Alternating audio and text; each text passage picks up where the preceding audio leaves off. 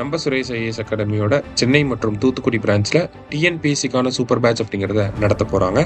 இந்த டிஎன்பிஎஸ்சிக்கான சூப்பர் பேட்ச்சில் வெறும் 50 பேர் மட்டும்தான் செலக்ட் பண்ண போகிறாங்க. இந்த 50 பேரில் நீங்களும் ஒருத்தராக வரணும் அப்படின்னா மே 7ஆம் தேதி நடக்கக்கூடிய ஹைப்ரிட் என்ட்ரன்ஸ் டெஸ்ட்டு நீங்கள் கிளியர் பண்ணணும்.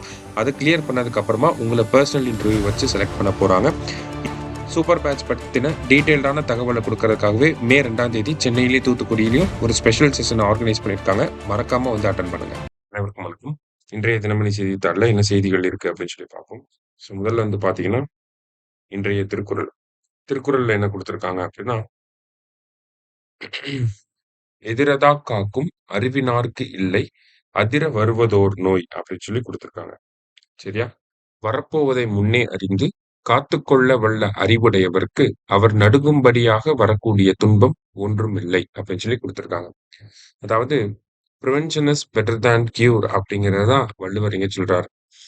முன்னாடி வரக்கூடிய விஷயங்களை முன்னாடியே கணிச்சு அதுக்கேற்ற மாதிரி ப்ரிவென்டிவ் மெஷர்ஸ் வந்து எடுத்து வச்சுக்கோங்க, அப்படின்னா பயப்பட தேவையில்லை அப்படின்னு சொல்றாங்க. திருக்குறள் 429 அதிகாரம் அறிவுடைமை அப்படிங்கிற அதிகாரத்துல. ரைட். அடுத்தது, அரசு மருத்துவ சேவையை நாடுவோர் விகிதம் தென்னிந்தியாவில் தமிழகம் முதலிடம் அப்படின்னு சொல்லி கொடுத்துருக்காங்க.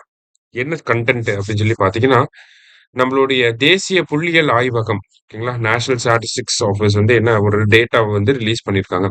அதாவது சவுத் இந்தியாவில் கவர்மெண்டோட ஃபெசிலிட்டிஸை ஹெல்த்துக்காக யாரெல்லாம் யூஸ் பண்றாங்க, கவர்மெண்டோட ஹெல்த் கேர் ஃபெசிலிட்டிஸை ஹெல்த்துக்காக எவ்வளோ பேர் யூஸ் பண்றாங்க அப்படிங்கிற ஒரு ஸ்டடியை வந்து பண்ணியிருக்காங்க.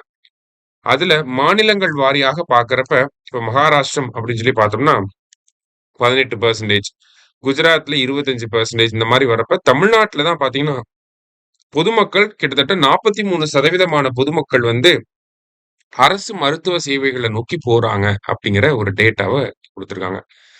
அதையும் ஊரக பகுதிகளில் பார்த்தீங்கன்னா அதிகமான பேர், ஊரக பகுதிகளில் கிட்டத்தட்ட 47.5% பேர் வந்து பார்த்தீங்கன்னா அரசு மருத்துவமனைகளுக்கு தான் போறாங்க.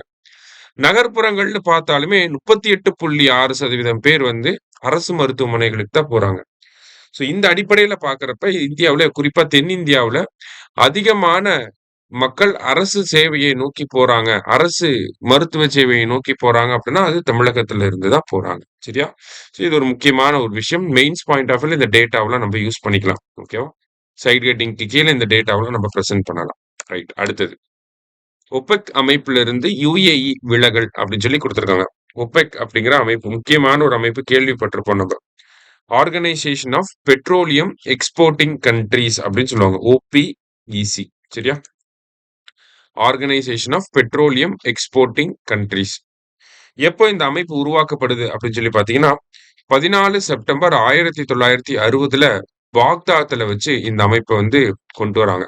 ஓகேங்களா? பாக்தாத் ஈராக்ல இருக்கு பாக்தாத். சரியா? ஸோ 14th செப்டம்பர் 1960 வந்து இந்த ஒபெக் அப்படிங்கிற அமைப்பை கொண்டு வராங்க. இப்ப கரண்டா பாத்தீங்கன்னா இதுல இருக்கக்கூடிய உறுப்பினர்களின் எண்ணிக்கை அப்படிங்கிறது 12 உறுப்பினர்கள் வந்து இருக்காங்க. இதனுடைய ஹெட் குவார்ட்டர்ஸ் எங்க இருக்கு அப்படின்னா வியன்னா அப்படிங்கிற சிட்டி. வியன்னா எங்க இருக்கு அப்படின்னா ஆஸ்திரியாவோட கேபிட்டல். ஆஸ்திரியா அப்படிங்கிற நாட்டினுடைய கேபிட்டல் தான் வியன்னா. வியன்னால தான் இந்த ஒபெக் அமைப்போடைய ஹெட் குவார்ட்டர்ஸ் வந்து இருக்கு. ஸோ இந்த ஒபெக் அமைப்புல இருந்து இப்ப யாரு வெளியே போக போறாங்க அப்படின்னு பாத்தீங்கன்னா யுஏஇ அப்படிங்கிற நாடு வந்து வெளியே போக போகுது. அதனால உறுப்பினர்களுடைய எண்ணிக்கை 12ல இருந்து 11 குறைய போகுது. சரியா? யுஏஇ ஏன் வெளியே போறாங்க அப்படிங்கறத இங்க கொடுத்துருக்காங்க. அவங்களுக்கும் சவுதி அரேபியாவுக்கும் இருக்கக்கூடிய பொலிட்டிக்கல் கான்ஃபிளிக்ட்ஸ். அதே மாதிரி ஒபெக் அமைப்பு வந்து கச்சா எண்ணெயோட ப்ரொடக்ஷனை கம்மி பண்ணணும்ன்ற ஒரு அப்ஜெக்டிவோட இருக்காங்க. அது யுஏஇயோட உள்நாட்டு வளர்ச்சிக்கு வந்து சாதகமான ஒரு விஷயமா இருக்காது. இந்த மாதிரி பல காரணங்கள்னால என்ன பண்றாங்க, யுஏஇ வந்து இந்த ஒபெக் அப்படிங்கிற அமைப்புல இருந்து வெளியே போக போறாங்க. சரியா? ஜஸ்ட் தெரிஞ்சுக்கோங்க, அவ்வளவுதான். இன்றைய செய்தித்தாள்ல முக்கியமான விஷயங்களை வந்து பார்த்திருக்கோம்.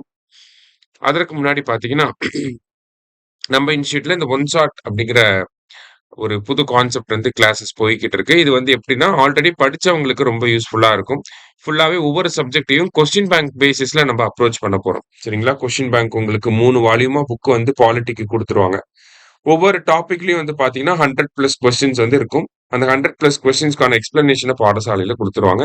நீங்க ஒரு டாபிக்கை படிச்சுட்டு இந்த கொஸ்டின் பேங்க் ஒர்க் அவுட் பண்ணி பாத்தீங்கன்னா அந்த டாபிக்ல ஒரு 100% கிளாரிட்டி அப்படிங்கிறது கிடைச்சிடும்.